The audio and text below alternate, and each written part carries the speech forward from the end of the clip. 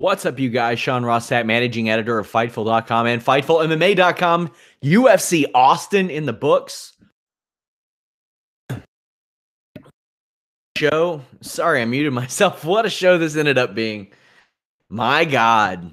Just finish after finish. Really, I mean, well, I don't want to say finish after finish. James Vick didn't finish his fight, but just a fun show overall. Even the fights that didn't get finished, they were meaningful. One of the better fights didn't get that much of a reaction, but let's go ahead and I'll talk through the cards starting at the bottom. We'll work our way up. Pacoda over Williams. Pacoda is really good at moving backwards and timing opponents, which is what he did here with the hook. Williams walked right into it. That was a great finish. We would see that later as well. Alex Morono over Josh Burkman. Stop giving Burkman fights. Sorry about that. Tried to mute that. Got a little bit of a cough right now.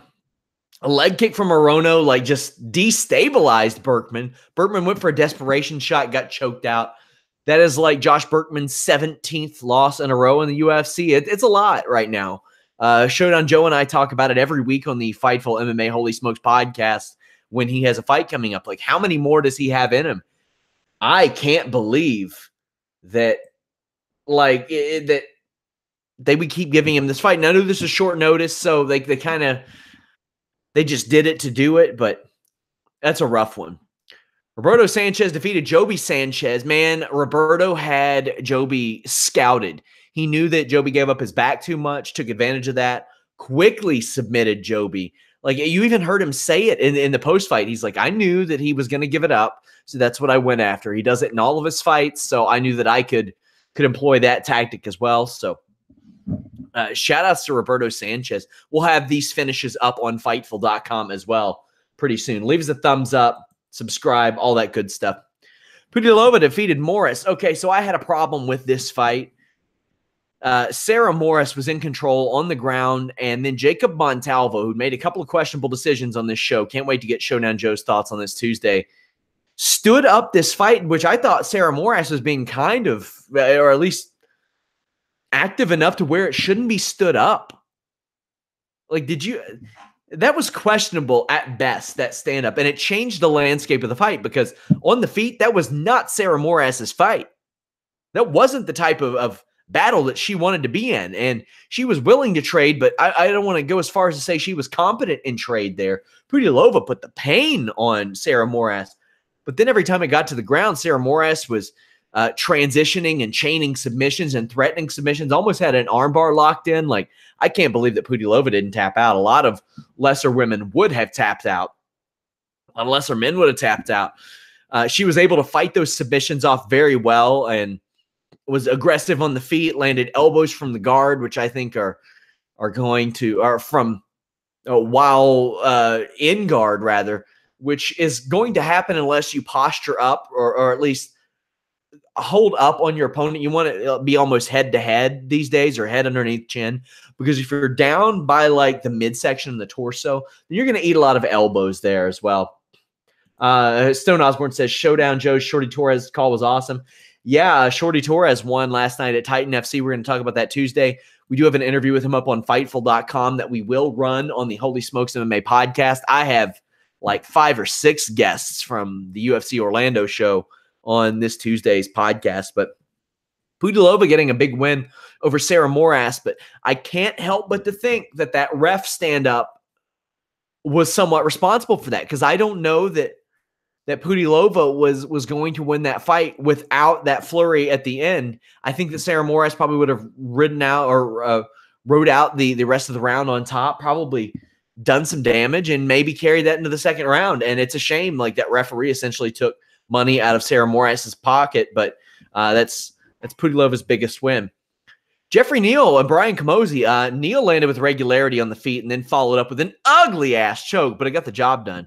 Camozzi would counter occasionally with kicks. I don't know why we had so many previews of this fight. Kind of weird, like they previewed this 2 or 3 times on the show. My God. Somebody said, have you seen the picture circulating with Nate Diaz with a blunt in his mouth in the crowd? Yeah, that man doesn't give a shit. And he's able to do that in like out of competition. Like you just can't do it pretty much the week and a half leading up to a fight. Like there's nothing wrong with that. I mean, maybe it's illegal in Texas, so perhaps there is something wrong with that. But yeah, man, Nate Diaz doesn't give a damn. So more power to him. Carlos Ferreira over Jared Gordon. Man, Jared Gordon was looking for his third UFC win since like July, I think, which is quite the start. But Ferreira kicked Gordon in the penis like twice early on. Now, it wouldn't have mattered eventually, but how do you not take a point here? Like the first time, I get it. Second time, you got to take a point. As Ian Kidd said, it's a good thing that he has 3 chances before he gets a point taken away. Yeah, and you have to wonder if that affected Gordon. I don't think it did that much, but Ferreira dropped Gordon. But this finish was particularly beautiful. A hammerlock in the ground and pound. Like, I want to say Gordon was like kind of in the turtled position, and Ferreira took the hammerlock and then used that like to where he couldn't block with that other hand, and then threw those shots to the head. That was beautiful, man. That was incredible. And I mean, we've seen this strategy before. The Undertaker had to kick Brock Lesnar in the penis like 6 times before he beat him. So, that's going to happen. You got to get your penis kicks in. But if you do a hammerlock, I might let it slide in my review. Might let it go a little bit because I'm a hammerlock fan.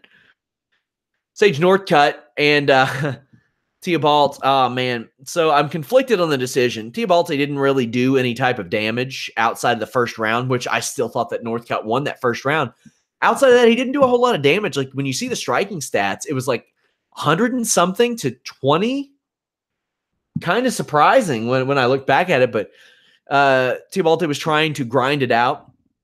Northcutt came out really aggressive early he mixed in jabs, straights, teeps. Looked pretty impressive early on, and he still is pretty much a kid. He's 21, 22 years old. I thought it was kind of impressive how quickly Northcutt was able to recover from some of the strikes that Theobald landed in the first round, but they were good strikes too. Northcutt hit a big power double, tried some new things, wrestled a little bit. Back on the feet, Northcutt got cracked again by Guti's right. That first round was a great round. And it seemed like Guti was trying to grind it out those last 2, but judges didn't see it. That it's controversial at best, and it is Texas, and it is Sage Northcutt's home state. Yikes. Brandon Davis defeated Steven Peterson. We had an interview up with Steven Peterson this weekend. I don't know how he stayed up in this fight. He got cracked with some of the hardest shots at featherweight that I've seen in a while, and the guy's a bantamweight. Like, he moved up to take this fight. And not only that, he got hit with a knee in the third round that it looked like it woke him up. He was wobbling, and he did the stanky leg and all that stuff, and then he got cracked with that knee, and he's like, ah! He gave him, give me my powers, that type of thing. He didn't win the fight, but Vinny Fernando says, how is it controversial? Go look at MMADecisions.com, Playboy. Some people think that wrestling is more important than striking, and some people think that not doing that amount of damage is the case. 46% of fans had it for Goatee. Over 60% of media had it for Goatee. So that's how it's controversial. You can take that however you want. I think that doing damage from the bottom is way better than just not doing any or not employing any type of offense. I thought that,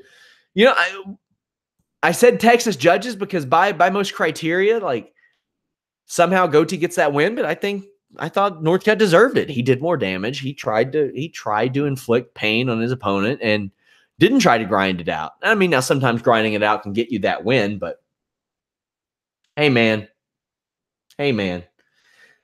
Somebody says, is it because Sage isn't that great of a fighter? He's 22, man. He's really, really young. He's a kid. 22. Give him some time. He won't reach his peak for maybe 5-6 years. Maybe. Brandon Davis defeated Steven Peterson. They might get fight of the night for that. I don't know. Because maybe Cerrone gets a bonus, and Goatee or Ferreira should get a bonus for that finish. There were a lot of good finishes on this show, though, tonight. Melinda defeated Alves. Now, if you watch the Holy Smokes MMA podcast or read our predictions, I have Melinda winning this. Alves has been a little too inconsistent for me. I'll just say this: Montalvo is not a good ref. This is not the same Curtis Melinda I saw struggling to stay on the Bellator roster a couple years ago. This is a much improved Curtis Melinda. I hate that when he put it together, he was 30, but he's only been fighting as a pro since he was 25.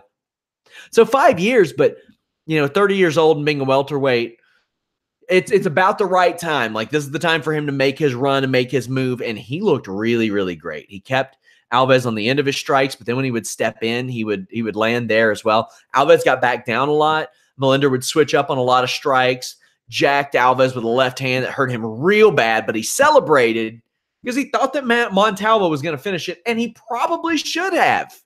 He probably should have stopped the fight there, but Alves recovered. He was able to hit a liver kick too, was Alves, but Melinda kept him off balance the whole time, and then a big knee got it done, man. Curtis Melinda is the one that I want to watch out for.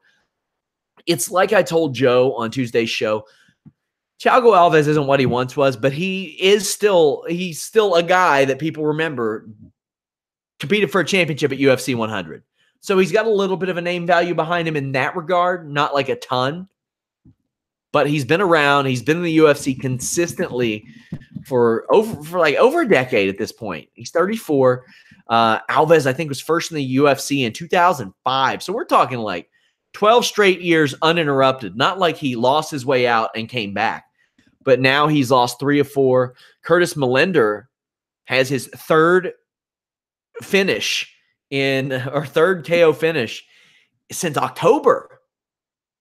That's something to look out for, man. And people were like, oh, maybe he's going to slow down after that output. I don't think he was going to slow down. He's been to the scorecards like 11 times. 2 of those were 5-rounders.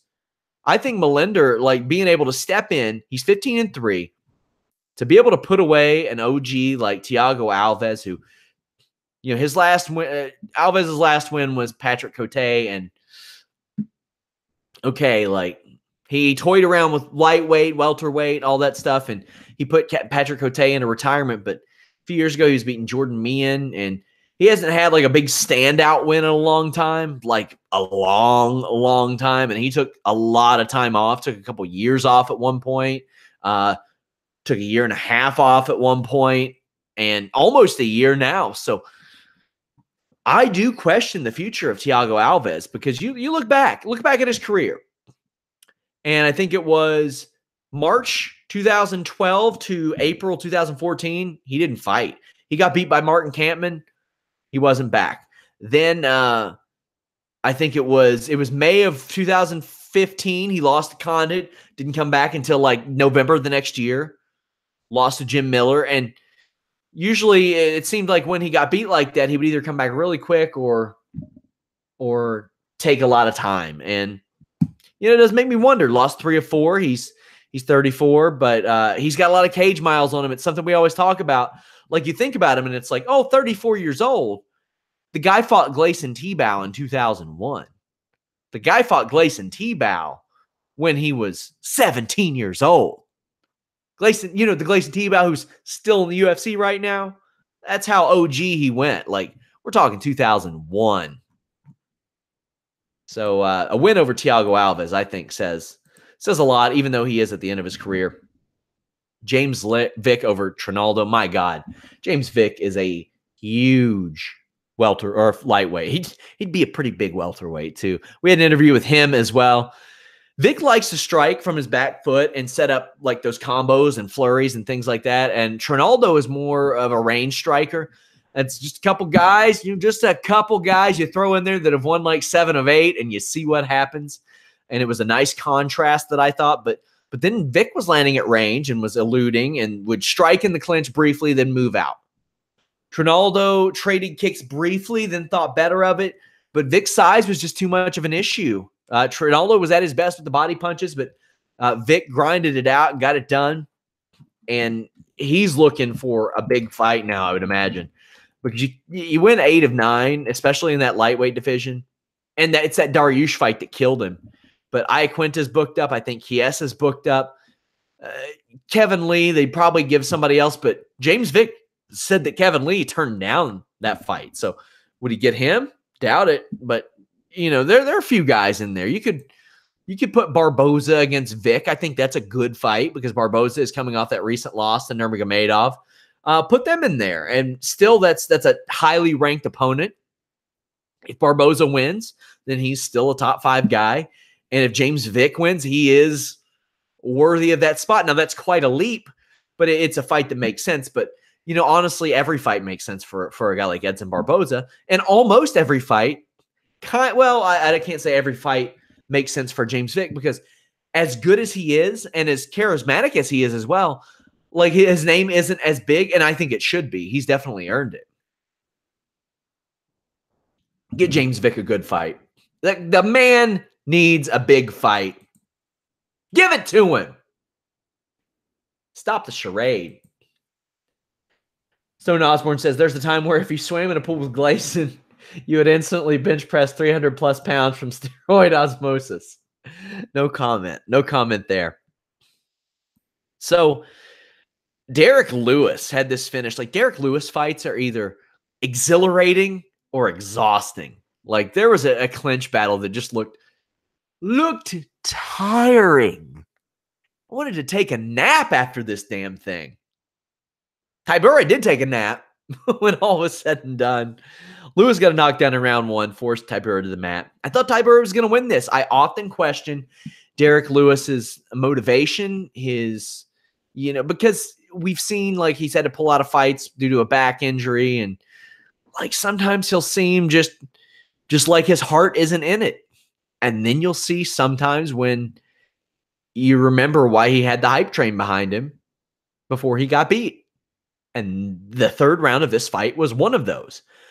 You realize the scary things that this guy can do with his hands. And he put Marcin Tybura to sleep. And I admittedly I wrote Derek Lewis off. Ahead of this fight, I was like, you know what? I think maybe he's done. Even though he's 33, it's a young heavyweight. He got beat by Mark Hunt in June of last year, and he pulled out of that other fight. He had some back issues. He said he was going to retire before that. He just didn't seem like he was going to be back at that level. And I mean, maybe Marcin Tybura is not at that level because I mean, he's lost to a couple of pretty top level guys, but I mean, the striking disparity between he and Fabricio Verdum was not that different. Now, I'm not going to pretend that striking is Verdum's strong point, but this is a good win for Derek Lewis. He needed a win like this to launch himself back in the conversation. 2 straight losses in a row, I think, would have eliminated him from the conversation in the heavyweight division. Now, he's up there. Now, put him in there with Francis Ngannou. See what happens. Just see what happens. Let him hash it out. Let him see. Curtis Blades, that'd be a good one. A lot of decent young names, younger names in that heavyweight division that are worth watching. Marcin Tybura, well, I mean, like you can't give him Timothy Johnson again. Maybe he can fight Struve or somebody like that. But 2 straight losses, 2 straight top 10 losses. You got to fight some lesser competition now. That's just the way it is. Those are the breaks. Donald Cerrone against Yancy Medeiros. These 2 guys are friends, and you knew that this was going to be a good fight.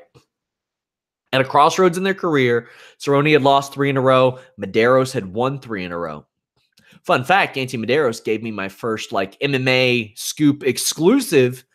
He was in Kentucky hashing out some marijuana test issues with the regulatory commission out here.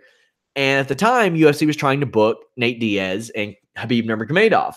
And he told a guy that I worked with who would feed me some information that Diaz didn't turn down the Khabib Nurmagomedov fight because of money. It was because of location. They wanted it in Russia or they wanted it in Europe or something like that.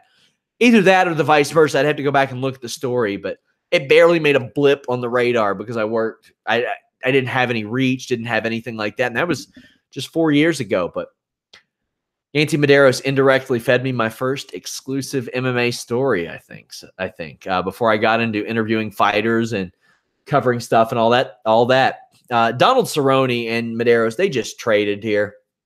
They just traded.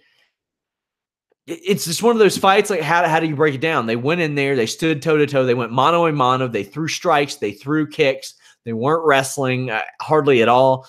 There was a spot in the fight where Medeiros slipped and Cerrone allowed him to get back to his feet, and then they embraced. I can't pretend that I expected to see them embrace, but they did. Cerrone needed this win. Some questioned him being in a main event because he lost 3 in a row, but he's one of those guys who I think had kind of earned it. One of those services rendered deals. I compare it to maybe the last Derek Jeter contract where you're paying him more for what he's accomplished than what he's going to do during the life of this contract. I think that, but with the Donald Cerrone, it's the same thing. Like Derek Jeter, he's putting asses in those seats. Not like Yankee Stadium needs it, but he's putting asses in the seats. He's drawing eyeballs to the TV. People know who he is. He was able to flatten Yancy Medeiros and keep himself just relevant. And that's all you can really ask for. You get Donald Cerrone a win every 2 or 3 fights, and you can keep him in the UFC. You can keep making money. You can keep making fun matchups for him. If I'm UFC, I throw Mike Perry and Donald Cerrone on a co-main event, and I do it tomorrow because they both take it tomorrow. Put him on Orlando. Why not? Do it. As for Yancy Medeiros, he was the top 15 guys as he came into this fight. I don't know how he's ranked above Donald Cerrone after Cerrone lost 3, or ranked behind Cerrone after Cerrone had lost 3 in a row, but that's the way it is. With Medeiros, you can still give him a top 15 opponent if you want, because winning 3 of 4, nobody's going to fault you for that in any regard in any way. Send some questions in, by the way, guys, before I finish up this show. But Medeiros was a guy who I just used to look at and I was like, okay, yeah, he'll be kind of a mid-card guy, but he just worked and worked and worked and improved and got better and just perfected that craft, man. Cerrone was that guy who I started to wonder at one point. I'm like, man, is not sparring anymore hurting him? Because he pretty just straight up said, hey, I'm not going to spar anymore, and I don't spar anymore. And he kind of fell off a little bit after that. But yeah, it's hard to say that a guy fell off when he lost to the people that Donald Cerrone lost to. He lost to Robbie Lawler. He lost to Darren Till, who's on the come up and hasn't fought since, which I find a little bit odd. But and he lost to George Masvidal, who George Masvidal can hang with anybody. He's not had the best go of it over the past years when he lost to Maya and Stevenson, or just Maya and Thompson, but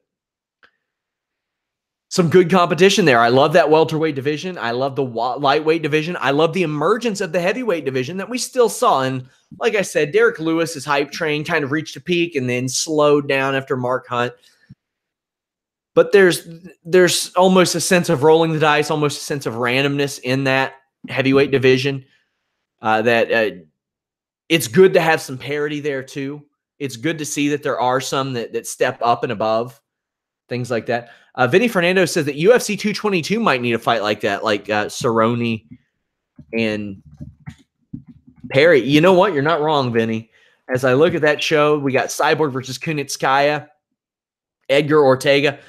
Yeah, man, when you got O'Malley and Sukumtoth, no disrespect to them, but when you got a guy who was on Dana White's Contender Series a half year ago in your pay-per-view promo, yeah, you might want to put something on there.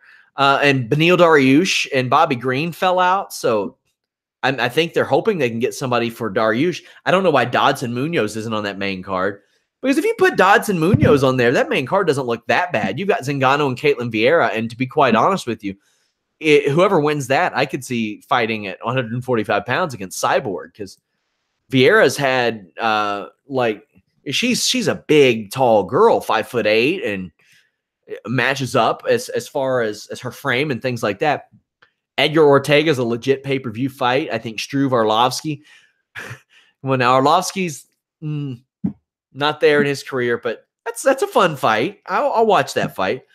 Brian Caraway, Cody Stamann. There are some good fights on this show. Even Dalloway, Lombard, I'll watch. I'll watch the car crash. Why not?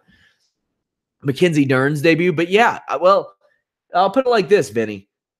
Any card can use a Mike Perry versus Donald Cerrone fight, because you're either going to like save a Fox Sports 1 card with that, or you're going to really reinforce a show like that. You know, you can book it in a matter of days and they'll probably both take it. That's the beauty of it, as a wise man once said. Guys, I will be live on Tuesday afternoon with Showdown Joe. We've got a ton of gas pros picks for the Holy Smokes MMA podcast. We're going to hear from Jose Shorty Torres. Get that man in the UFC. He said he doesn't want a call. He wants a contract. And that means they've been giving him calls. He's gotten some calls, but he's been injured or a little jacked up, couldn't do it. Give the man a contract. Give him time to train, because I think that he's proven. He's defended his titles in both the bantamweight and flyweight division. He deserves it. Guys, leave a thumbs up. Subscribe. I'm going solo on these like Fox Sports 1 Fox shows, but on the pay-per-view shows, we'll have a James Lynch, a Showdown Joe. I don't know. James Lynch will probably be at the WrestleMania weekend show. So I've reached out to somebody, because Joe will be at Titan that weekend as well. So I've reached out to somebody that I respect a lot, and I think that they will be very good on this post show with me. But we will have a post show after UFC 222. Of course, we'll have one after UFC Orlando next weekend, Elimination Chamber. I dropped that alternate commentary. Also, this went way under the radar. If you're a pro wrestling fan, I did a mini podcast. It was about 10, 15 minutes, I think. But it was a Fightful Books It last week. Members only, so just go register. It's absolutely free at Fightful.com. Drew McIntyre as a main roster star and what kind of gimmick I would give him. I really liked that. It kind of hit me, and I was like, man, he has a built-in story already. Go check that out. Definitely, I want to also encourage you all to do this. I have a posted tweet on my Twitter. Our lead MMA writer, David Tees, his mother is battling cancer. There's a You Caring fund set up to help her. She wants to spend her last years where she wants to. And, you know, with David working full-time to support himself and try to support her, it's not, not that possible for him to accommodate that. If you're able to give, please give. I did, and David is a great dude with unmatched work ethic. That guy is always hunting for stories, always looking for something. He covers he's not just our lead MMA writer. He covers Raw for us. He covers pay-per-views. He's up at 3 a.m. covering New Japan for us. He's covering like Alaskan Fighting Championships.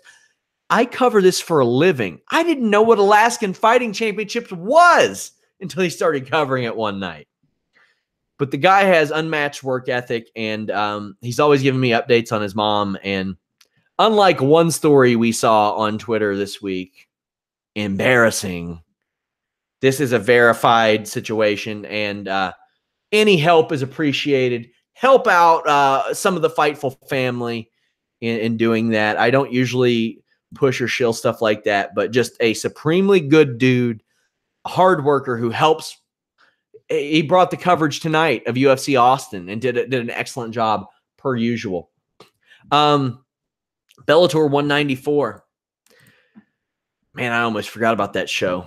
Yeah, I thought that Mitrione was going to win, and I don't know. Like, people thought that Roy Nelson won that fight. Like, I thought that Mitrione looked fairly good, and he's looked good against guys like Mitrione who have limited footwork and are slow and plodding and stuff like that.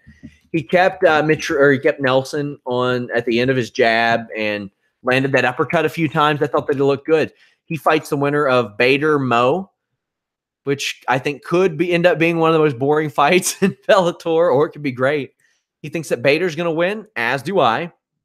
That is going to be a fight that I will look forward to, though. But I thought Mitrione looked pretty good. There was the time, somebody says Mitrione wins the tournament. No, I don't think so. Do I think it should have went to sudden death? It could have.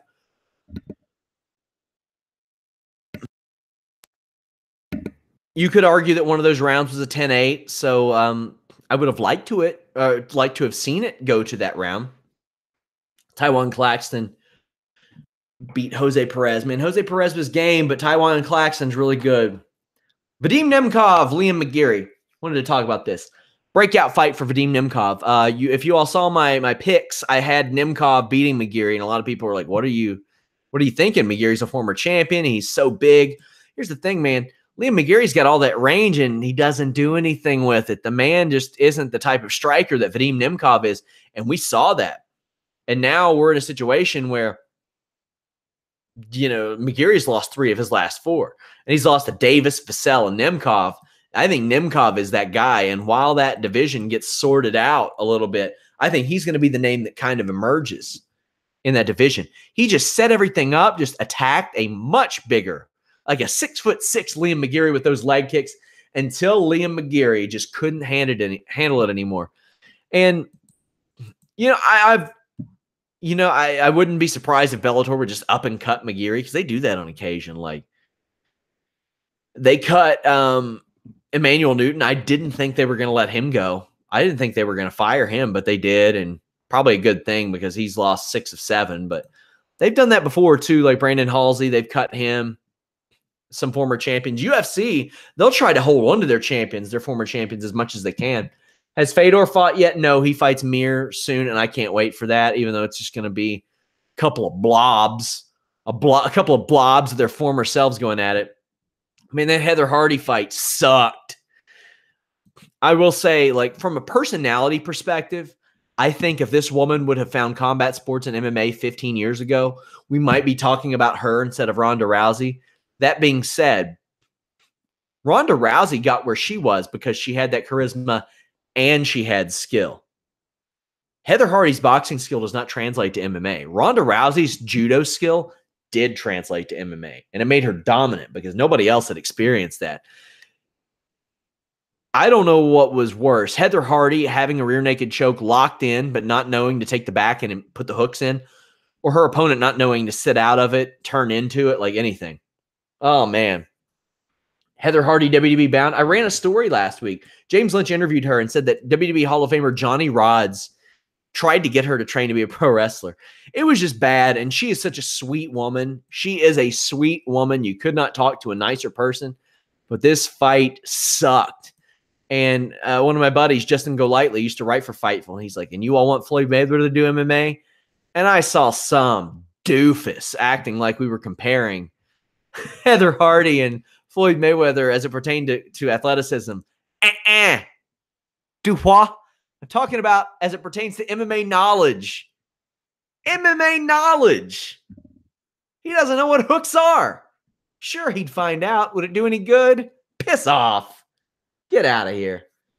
See, Phoenix says she relies on her corner too much. She needs to use that killer instinct. That could be the case. I mean, she is very, very coachable. You can tell that from her time in boxing, but it's just not for her. But hey, if she can keep making that money, good for her. Even though she got some deducted, I believe, for that weigh-in snafu.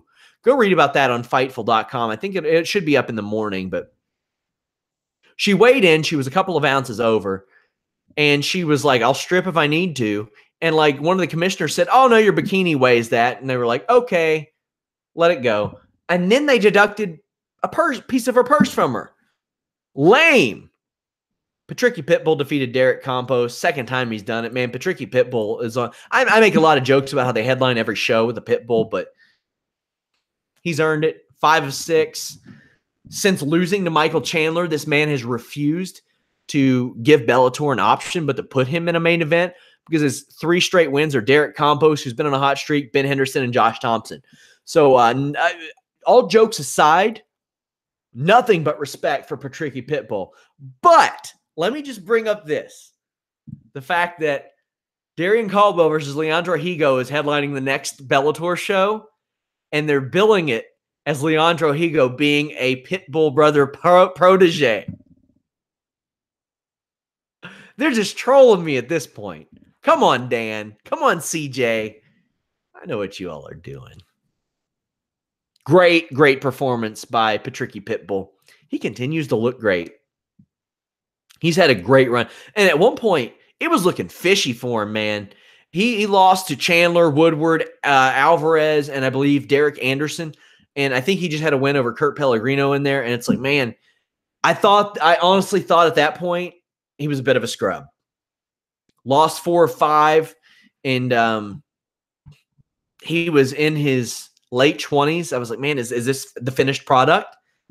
And ever since then, I think he is 9-3 since then. So good for him. He made it to the finals of that Bellator tournament, got to a title fight. I mean, he got to the finals of a tournament in 2011 too. It's just for him, it's been always a bridesmaid, never a bride. Can he become a bride? I don't know if he fights. If Chandler wins, I don't think he gets that shot. I mean, maybe he does. Bellator's a little more lenient about giving people extra chances, but he's been beaten pretty soundly by Michael Chandler twice, including being knocked out in 2 minutes a couple of years ago. Now, if Chandler loses to Brent Primus, then yeah, I think that E Pitbull gets the next crack at him. Guys, thank you all so much. Follow me at Ross Sapp. Follow us at Fightful.com. We have all your MMA news. We got exclusives every single day. It's what we do. Till next time, guys, we're out.